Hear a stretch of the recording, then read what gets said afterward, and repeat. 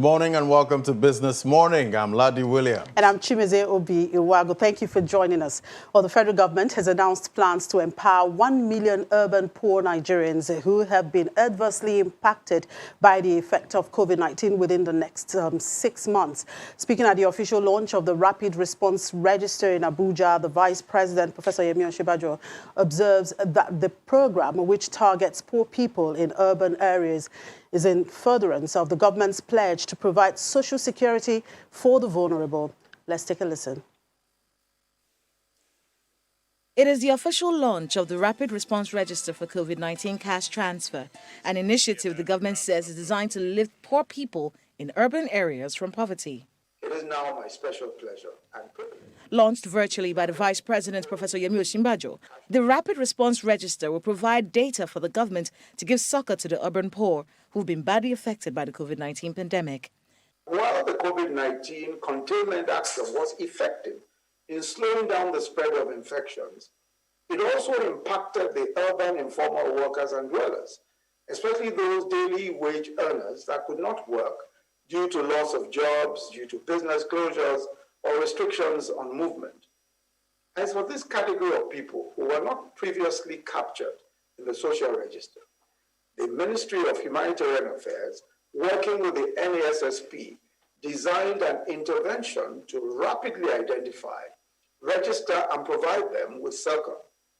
The government says it is targeting 1 million urban poor who will be receiving a monthly stipend of 5,000 naira cash transfer for the next 6 months. The World Bank country director, who joined virtually, emphasizes the need for accountability.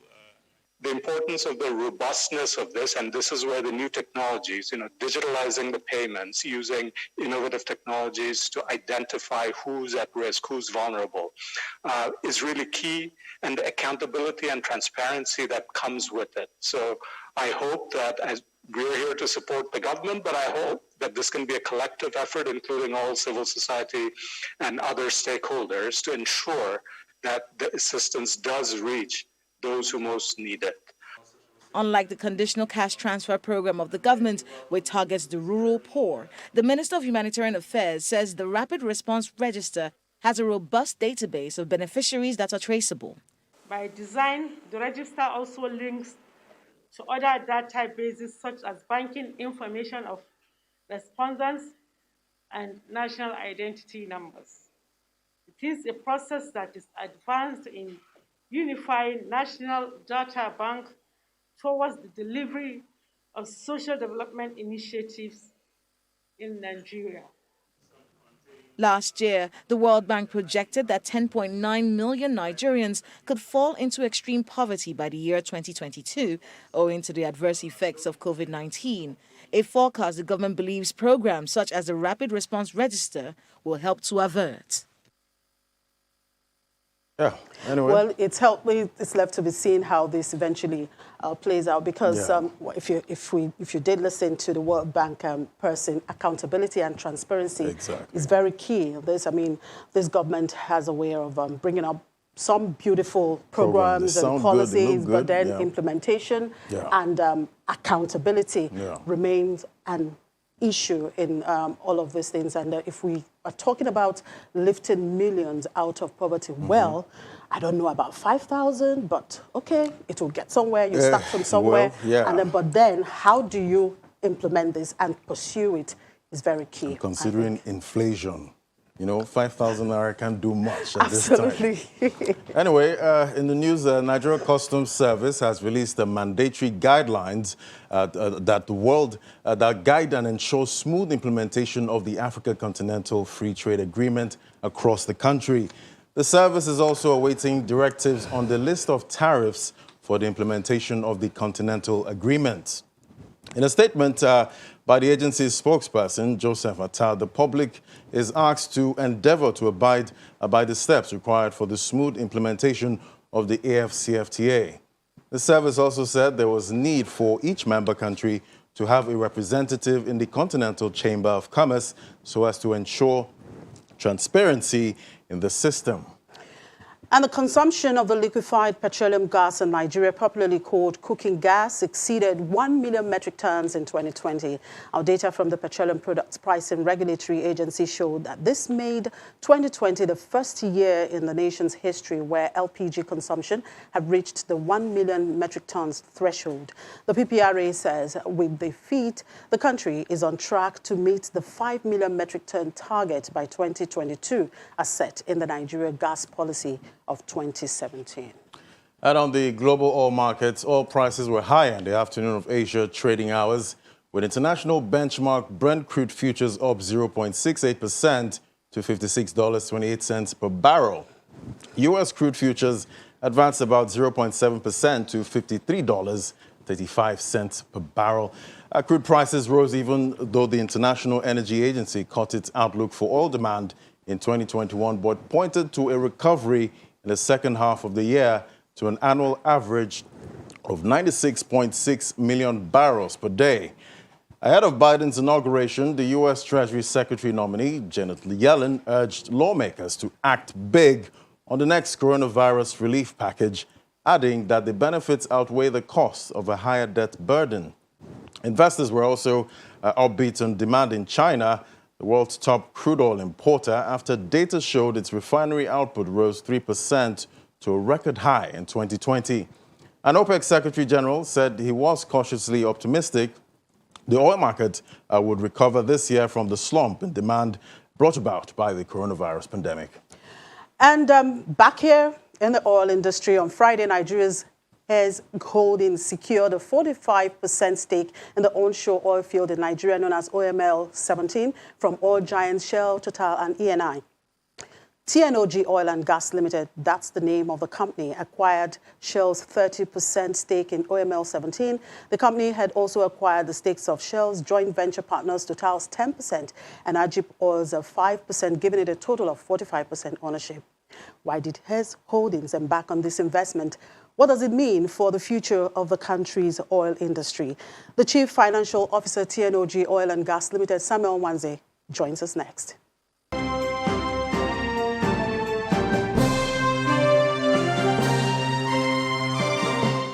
Thank you for joining us, Mr. Samuel Wanze joins us now, CFO at TNOG Oil and Gas. Good morning. Thank you. For joining us. Thank you for joining us. Good morning.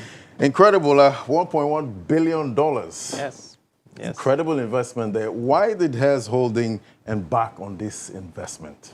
Yeah, well, thanks, Ladi. I think the reason why we are doing this investment keys into our ethos as an organization. Yeah. We recognize that in Africa, there is a huge energy gap. And it's very important that energy plays a central role in the development and growth of any economy. Mm-hmm. And so for many years now, Hess Holdings, we've been looking at what can we do to fill this gap. 8 years ago, we decided to get our hands on some upstream assets where there is significant oil and gas reserves, so that we can use that to drive an integrated energy strategy. Okay. And you can see that some of that strategy played out in some of the investments we've done in power.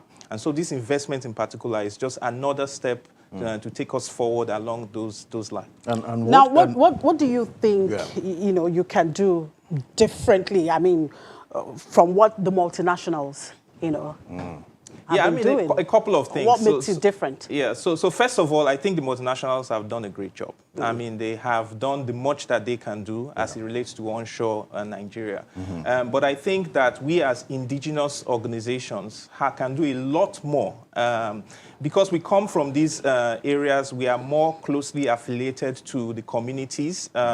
We are Nigerians ourselves. Our bread and butter is in this country, and the growth of this economy is linked to the kind of things that we do. So there are a number of things we are looking to do differently, or I would say to enhance on what has already been done. So first of all is we intend to build on the existing relationships that the IOCs have developed in the local communities. Secondly is we intend to enhance a lot of the community development trusts with additional governance and monitoring systems. And then more importantly is we have heavily focused on capacity building. If you've ever followed Hess Holdings and our foundation, the Tony Elumelu Foundation, you will know that one of the core things we focus on is entrepreneurship and capacity building. Now, what we've done in that space on an African scale, we intend to bring, to a local scale, specifically in the Niger Delta and on the communities where we'll be playing. So that's on the community side. On the production side, these assets have an installed capacity of about 240 barrels per day, and they're producing just about 27,000. Has 2P reserves about 1.1 billion barrels. So we intend to focus on growth plans that will bring economic activity and development to the area, and also improve on the living of the people of the area and boost both the local and the national economy. So those are some of the things that we intend to do differently. Okay, so this acquisition, is it consistent with your broad strategic intent? And if so, how does it fit with your other businesses? Oh, great question. So first of all, it's very, very consistent. If you follow, when we began to look at the energy gap or the void in the country, we decided, first of all, to go into power. We made a commitment under the former President Obama's Power Africa initiative to invest $2 billion in energy transformation across the continent. We started that journey in 2013 when we acquired through Transcorp the Ughelli power plant. We've just recently, a couple of months ago, announced the acquisition of 2 additional power plants in AFAM. But one of the things you notice when you look at the power sector in Nigeria is that for it to develop fully, you need to have control of the feedstock. And you need to have ability to be able to direct that feedstock to feed that power generation. So the consistency we see is, one, it feeds into our power strategy as a group, but it also feeds into the larger strategy of building an integrated energy business across the continent, starting with Nigeria, but we have ambitions to go across the continent. Now that brings to the broad light what, some Nigerians feel about this move. Yes, you talked about the fact that Hess Holdings is into power, of course, now oil and gas, hotel, and catering. Now, it suggests for some people in some quarters that you guys are becoming a slowly growing monopoly. So how do you allay the fears of some Nigerians who perhaps are thinking along the side? Yeah, so I think the idea of thinking of it as a monopoly is probably not accurate. If you look at each of the sectors that we play in, there are multiple players in those sectors. And there are multiple businesses in those sectors that are also doing equally well. And we as a group have a growth ambition. And that growth ambition is centered around the development of Africa as a continent. And if you look at parallel examples in different parts of the world, like in South Korea, in Singapore, even in the Middle East, you find that when you empower local investors to invest in areas of the economy that will drive growth, you will see a benefit for all. So I don't think there is a monopoly concern, certainly not at this stage. And I think that what we are trying to do is actually for the benefit of every Nigerian. Okay. Well, looking at the insecurity concerns, the multinationals had to deal with it. How are you going to deal with these issues? Yeah. So, first of all, as a group, we've always had business. We have businesses in multiple sectors, like you mentioned. We're in financial services, we're in oil and gas, we're in power, we're in hospitality, we're in healthcare. So we've always been doing business, and the business we do is here in Nigeria, nested within the local communities, the environment, and even in the areas where we've historically had security concerns. I think one of the reasons why you find this disconnect and you have this security situation that affects businesses is probably because many businesses need to recognize that there has to be a shared destiny between your business and the communities in which you operate. And this is a fundamental principle that drives the way we invest. I mean, I used to be the chief investment officer for Hess Holdings. I cannot get an investment through with my investment committee if I cannot demonstrate how that investment will create developmental impact in the society in which we invest.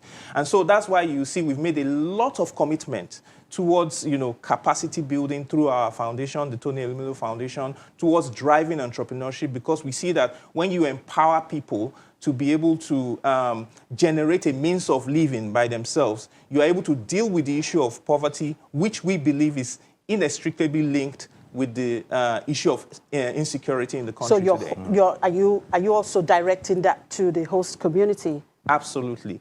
We are designing, or we have designed, as part of this process, a customized, targeted approach towards capacity development and entrepreneurship, just like we do in the foundation for the communities. Already, the community, actually in this Niger Delta area, our foundation has already supported close to 900 individuals in this community, everything from businesses in agriculture, in manufacturing, in media, in fashion, everything you can imagine. So we are going to do something that is now designed around the areas where we have these activities to boost the local economy and to create more wealth for all.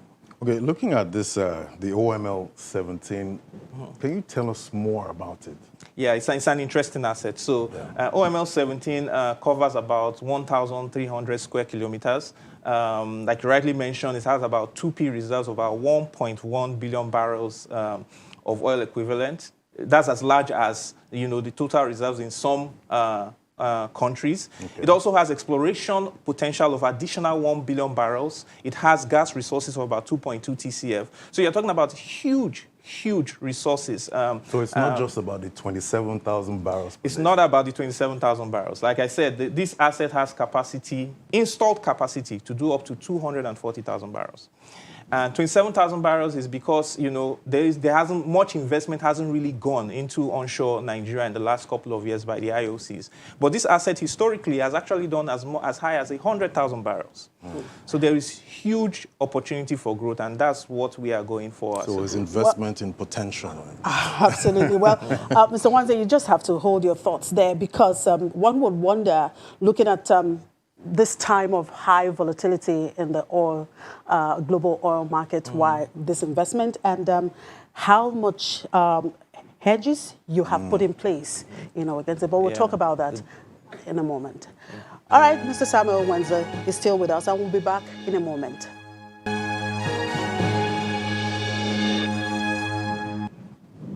We're still talking about the OML 17 acquisition by Hess Holdings, and Samuel Wanze, Chief Financial Officer, TNOG Oil and Gas Limited, is still here with us. Thank you very much for sticking on there. Yes, we're talking about the time of high oil price volatility. So what are the hedges you have put in place as a mitigation to the downside risks? Yeah, so first of all is to say that, of course, the deal is closing now, but the deal negotiations actually happened before now. And there's no better time for us to buy, than to buy when you have, a downturn in prices, just from an investment point of view. But this transaction is largely financed by top international, regional, local banks, and some of the world's largest asset management firms. And as you can imagine, the risk management element of the deal is extremely, extremely important, not only for them, but also for us even as investors. And so we have implemented hedges in place to manage the downside risk as it relates to oil price volatility, and also to ensure that the volumes that we produce, even if you manage it at the levels that we have, keeps us in a situation where we're able to meet our obligations as an investment group and also to generate return for all our investors. So the NNPC still holds 55% in this OML 17. How does the government come in to this transaction? Yeah, so like you mentioned, 55% is owned by NNPC. NNPC, after engaging with us, and we had to go and make presentations to them as to what we intend to do with the asset, did appoint us as the operator, the sole operator for the asset. So we are managing this asset, and our partner is NNPC. NNPC provides a lot of input, governance, and direction as it relates to how we manage the assets. There is an operating agreement that guides the kind of things we can or cannot do. And also there's a governance model that makes sure that they have input into whatever it is we are carrying out for the benefit of the joint venture. There is huge amounts of benefits for the government in the deal. Of course, apart from the employment that we'll be able to generate, from the growth and the economic activity, we are bringing back a lot of indigenous, Nigerian professionals that have been trained by the IOCs that will run this business, and they will develop and build capacity of the younger ones. But there is also significant income that the government will be able to generate as we grow the production, both in terms of royalties, taxes, and levies. Our estimates, for example, are that over the life of the license, the government should earn about 6.5 times what they currently earn on this asset in terms of royalties, taxes, and levies. So there's huge amounts of benefits for all stakeholders. So how do you hope to benefit from the PIB 2020?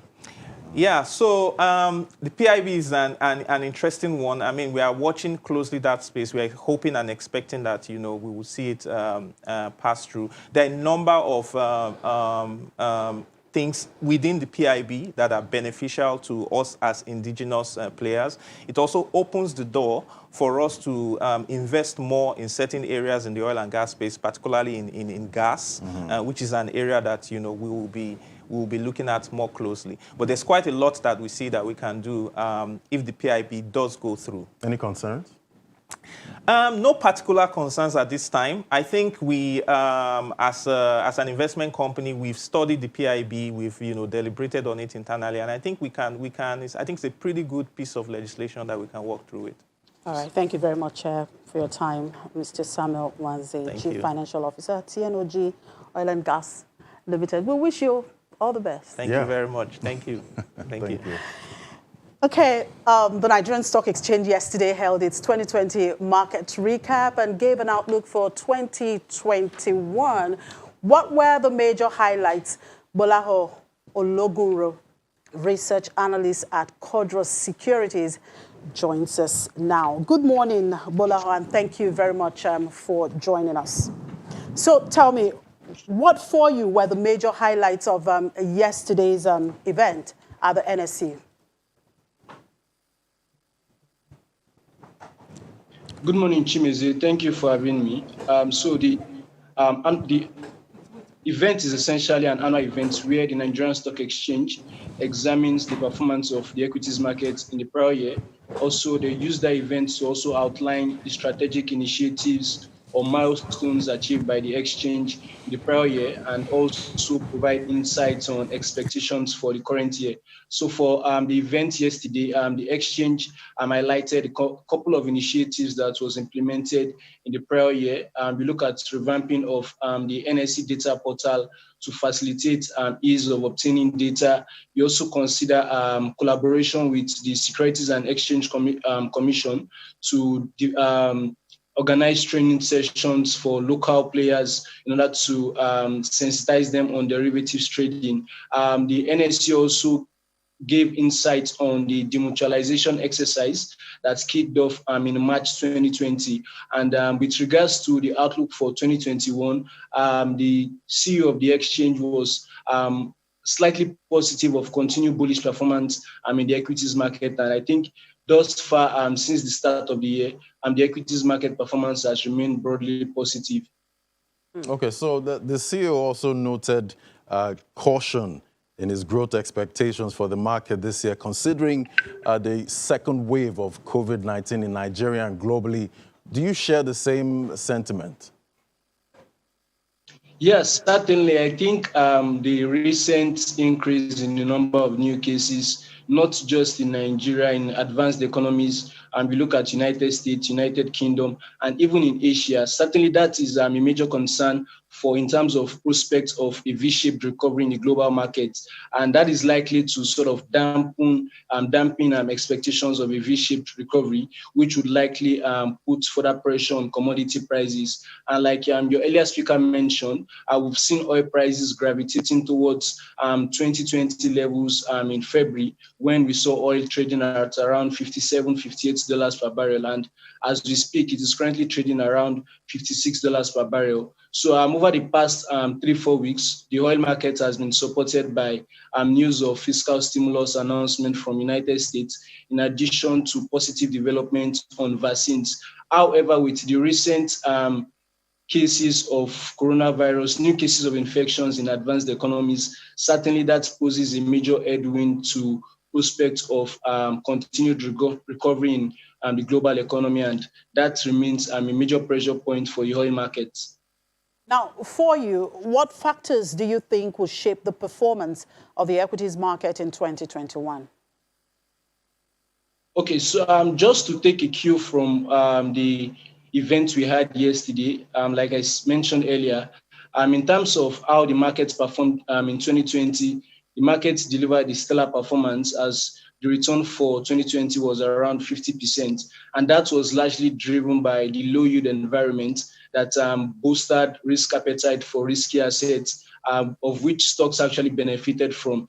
So heading into 2021, I think direction of yields in the fixed income market is one of the critical factors that would shape performance of the equities market. Besides that as well, I think expectations around corporate earnings also is another critical factor to watch out for across different sectors, the banking sector, consumer goods, cement industry, and the telco space.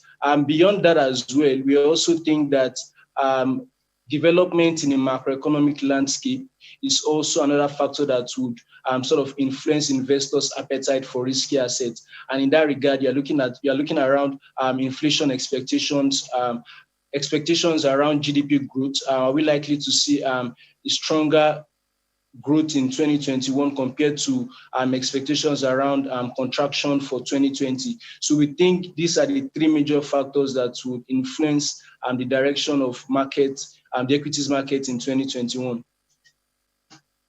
The factors that will shape the market. The transition of the NSE to a demutualized exchange group is one of the factors that will shape the market. How would this support the exchange's vision to become Africa's preferred exchange hub?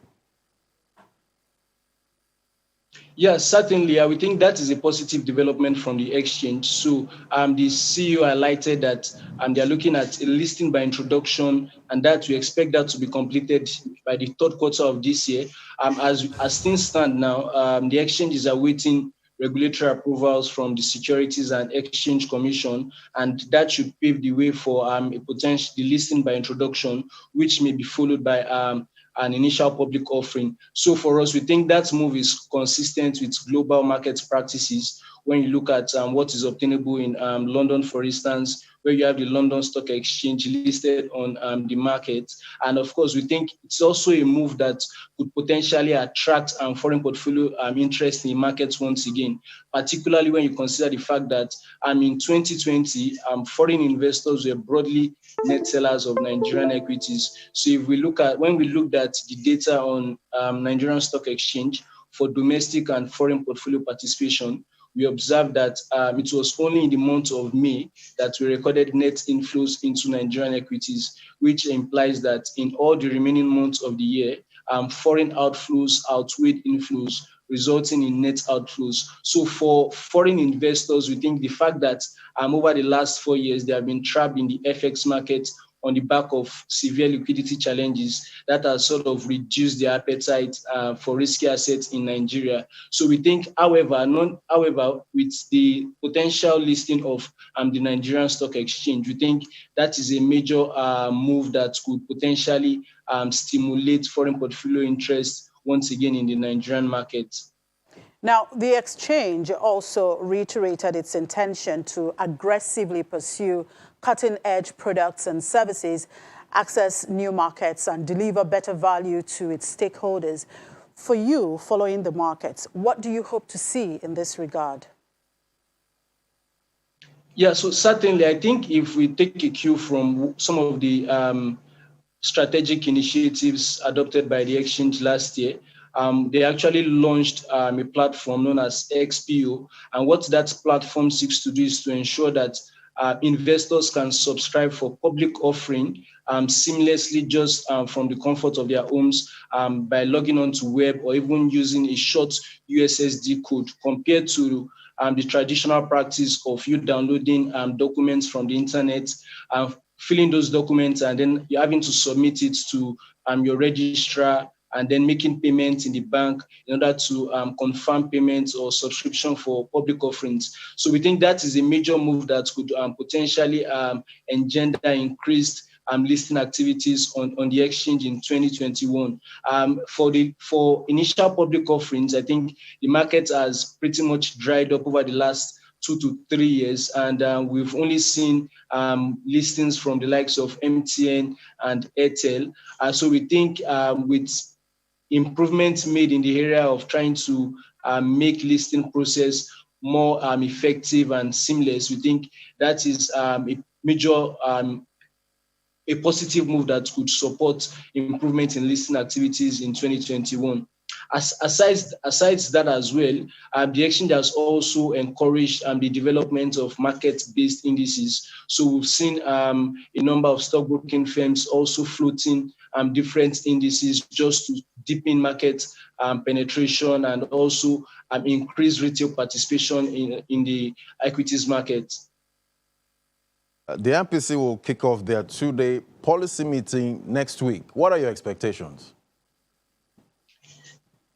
So we expect the Monetary Policy Committee to kick off their meeting. It's actually commencing today, and they should conclude tomorrow, and of course give markets the final decision at the end of their meeting. So based on their last meeting in November, if we look at how macroeconomic developments have evolved, in the domestic space, we think inflationary pressures still remain largely driven by supply side factors. And as at their last meeting, inflation stood at around 14.23% based on the latest data available then for the month of October. But since then, we've seen inflation galloping into around 15.75% as at the end of last year. So we think one of the major highlights to be from the MPC is that they will reiterate the fact that inflation still remains largely driven by supply side factors. As a result, tightening to curtail inflationary pressures may not be an effective policy move.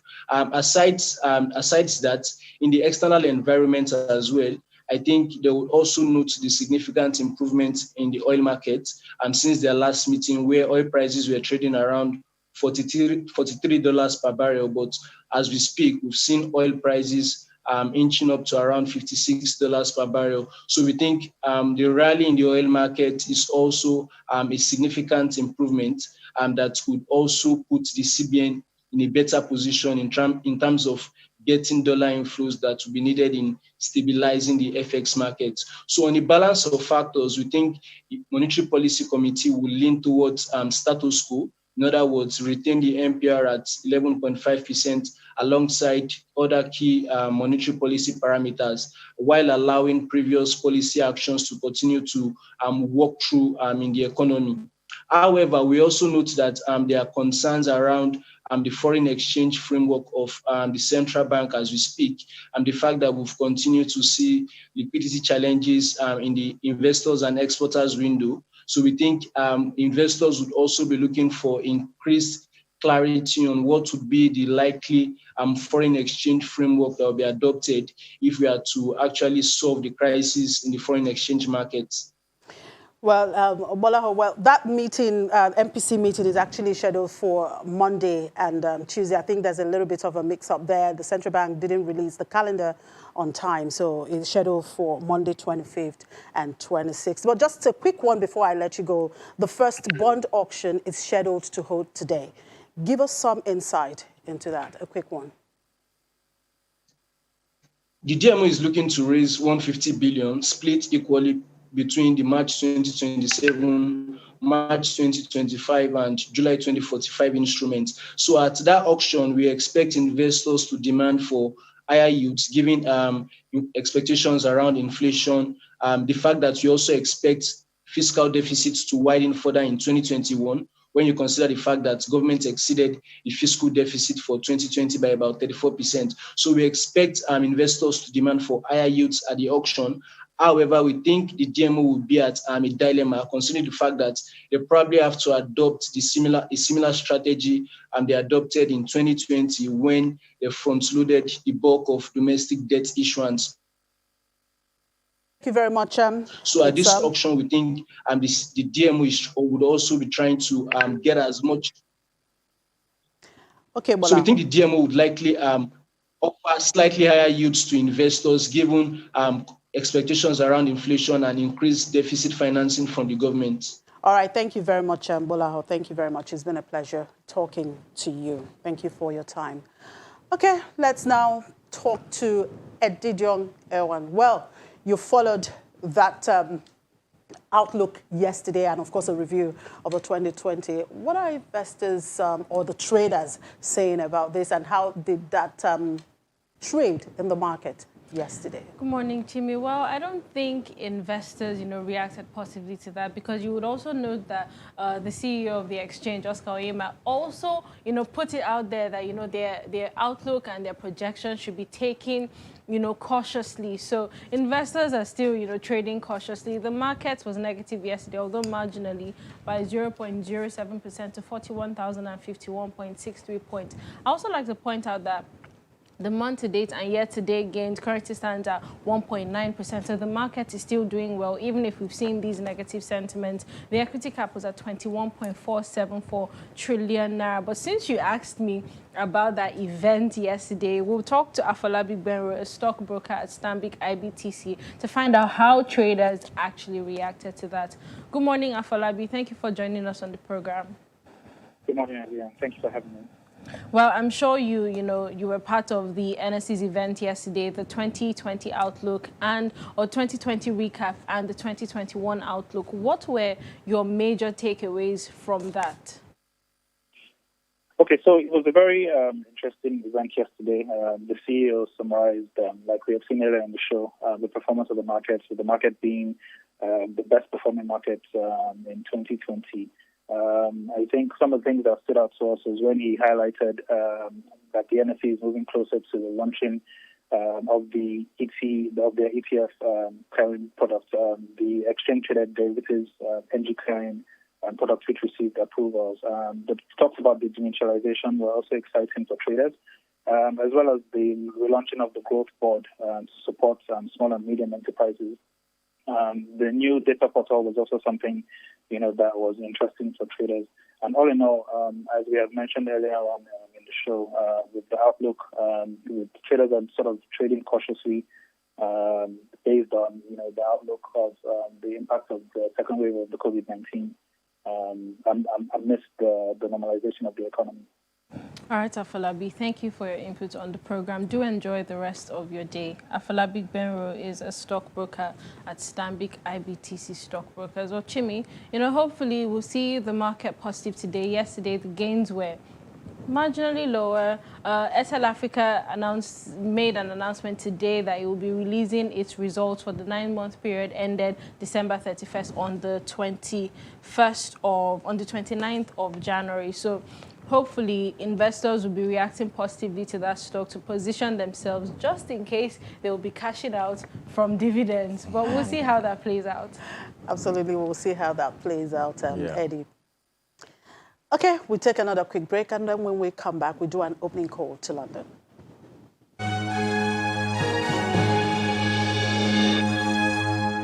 And it's Wednesday morning in London. Let's talk to Juliana. Good morning, Juliana. Well, all eyes are on the U.S. as it's countdown to Biden's inauguration. How are the markets in London awaiting this day? Good morning, Chimisa. Yes, it's a big day. It's a historic day. As you said, all eyes on Washington. It's going to be the inauguration of the 46th POTUS in an inauguration that's like no other, because we're not going to see those spectacular crowds because of COVID and because of security reasons. But, the Americans' cousins across the pond where I am are America's strongest allies. So, yes, all the media are camped out in Washington, everybody but me. And the markets open pretty well. The FTSE all shares up by 0.2%. FTSE 250 rose by 0.3%. And at the moment, although that's likely to change, the pound is trading higher against the dollar. Of course, Joe Biden, president-elect, he is a Democrat, and typically, historically, you'd expect that big business, is pro-Republican, but, big business didn't get on with Donald Trump, particularly as big business now is big tech. They're the ones who kind of control the Dow Jones and the S&P 500. So it is going to be interesting to see just how big business are going to be reacting in America over the next couple of months, particularly the first 100 days. We've already got an indication that the markets are happy with some of the Biden administration's plans to really beef up infrastructure, plans to tackle climate change, green, clean energy, even for the big oil giants. That's the way that they're going, and education, and of course the huge buzzword, which is stimulus, which everybody is hoping for. So for the Biden administration, the main priority is how does he not only unite ununited states of America, but of course get the world's biggest economy out of the COVID-19 pandemic slump. And how are investors in the UK also weighing on Janet Yellen's statement that America needs to act big to revive its flagging economy and protect itself against long-term scaring with a major stimulus package? Yeah, we actually had a little bit of our own news, which is about inflation, which rose by 0.6% this morning, actually. But yes, of course, Janet Yellen, very seasoned economist, former Federal Reserve Chair, the new Treasury Secretary. She was speaking at her confirmation hearing yesterday. All eyes were on that. But, as soon as she said, we need to start spending, the markets appeared to react pretty positively to that. The Dow Jones, S&P 500, NASDAQ, all closed much higher yesterday. In her words, putting this £1.9 trillion stimulus into effect is more important than the debt relief. There is so much debt in America at the moment. Of course, we know that for the first time in quite a long time, jobs, the labour market did spectacularly badly in December. Also, retail sales are not that great. So, she said that she is going to open the floodgates. Not really surprising, because we're seeing exactly the same sentiment and rhetoric coming out of the IMF. We've heard that from the World Bank. We've also heard that from the OECD, that, the world's greatest economies must stimulate their own economies. That's the only way that they can survive through this pandemic. And that's exactly what Janet Yellen said. And, the markets reacted positively there. We saw that in Asia overnight. We saw that in the FTSE this morning. And hopefully we'll start seeing that over the next couple of months, particularly the 100 days, which, of course, everybody is going to be focusing on. Yeah, and I'm sure you'll tell me more about the inflation data that's much later in the day when we speak. In the meantime, in corporate news, I don't know how much you watch Netflix. That company got a big boost from the pandemic last year as demand for streaming movies and television soared. But the question is, will Netflix's pandemic success continue in 2021? Interestingly, it probably will. I'm sorry to disappoint people. I'm not a Netflix fan, though I am one of those 200 million subscribers. Netflix has proven with their end-of-year results that they do reign supreme, even though streaming service, that market is so saturated. And over the past couple of years, we've had some major players. We've got Amazon Prime, Disney Plus, Hulu, so many others. And there were concerns, particularly in the second quarter, where their market dipped, that perhaps, it was a flash in the pan and their dominance had waned slightly. But that's not the case. They have shown that in the fourth quarter, the last quarter of 2020, they've pulled in 8.5 million subscribers. Now, that's more than double what they pulled in the third quarter, which was 2.2 million. There were also some major concerns that people would be switched off, because in the US and Canada, they raised their subscription monthly fee. But, some people just can't get enough of the Netflix and chill. A lot of people are working from home. So, yeah, this is a great story for Netflix. As soon as they released those figures, their shares jumped 10%. So the world's number one streaming giant is still the world's number one streaming giant. Interestingly, I only joined Netflix yesterday, and I don't know. That's how behind I can be. Laddie here will testify. I wish I could recommend some series for you, Timmy, but I can't. Okay, I'll talk to you later. I think Juliana. Brigaton is very popular, I've heard. Okay. Okay, back to you now, Eddie, for the debt and currency market. Thank you, Jimmy. Well, thankfully, you've joined Netflix, so now you wouldn't be so behind and you'll be keeping, you'll be up to date with all of us. But then at the fixed income market yesterday, the bond market finally turned bullish as we saw yields decline by about 10 basis points. Now, that was due to sell-offs on the January 2026 bond. Yesterday, there were 22 deals worth 10.60 billion naira. But to talk more about the bond market now is Chioma Udo, a fixed income dealer at GT Bank. Well, I guess we've lost Chioma there. So we had, there were sell-offs on the short end of the curve, and so that was why we saw yields increase on that segment, but then the long and the mid end declined, but unfortunately that wasn't enough to push that market up. The Nigerian Treasury bills market was very quiet yesterday. We didn't have any deals on that counter. The CBN special bills was also quiet, although we saw some activity on that counter on Monday. We haven't been seeing much about it. Hopefully one of these days we'll talk more about that. The OMO market yesterday, was bearish as yields rose by about 10 basis points. We have 31 deals worth 81.08 billion naira. But I hear Chioma is back with us now. Good morning, Chioma. Thank you for joining us on the program. Good morning, Eddie. Thank you for having me. Well, we have the first bond auction this year. What are your expectations and how do you think that will shape trading today? Well, trading today, there's going to be a lot of cautious trading with investors and traders try to be on the standby waiting for the outcome of the bond auction. For the bond auction, 150 billion is on offer across three tenors, 2027, 2035, and 2045. We expect that rates will, the anticipation generally in the market is that there's going to be a trend up in the rates to match the current market levels, which is in the range of 7 to 9%.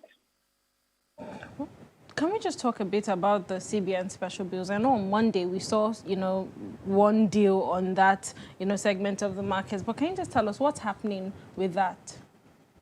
Well, the CBN has allotted special bills to banks, and for you, basically, it's your tradable bill. So people try to sell the bills to generate liquidity, cash liquidity. So, I believe that with time, we're going to see some trading in that sphere.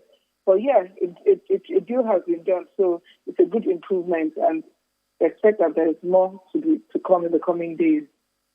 All right, Chioma, thank you for your input on the program. Chioma Udo is a fixed income dealer at GT Bank. Well, Chimi and Laddie will wait to see how that bond auction will go today. I have a feeling it's going to be oversubscribed anyway, so we'll see how that plays out tomorrow. Well, I don't know if I'm among those that will subscribe to that. I don't know. And you, Laddie? Yeah. What's the update on the cryptocurrency? Well, BTC still ranging between $34,000 to $37,000. All eyes still on Ethereum, hoping it's going to surpass its previous all-time high. And traders are kind of wary at this time because of the statement Janet Yellen made. Yeah. So well, regulators have continued to warn, but that's a market that seemed to be coming up this year. It's a market to watch. Exactly. Okay, even though it's the wild, wild west, but a risky one at that. Yeah. All right, thanks. Okay, that's it on the program. Thank you for watching. I'm Chimeze Obi. You're welcome. And I'm Laddie Williams. Thank you for watching.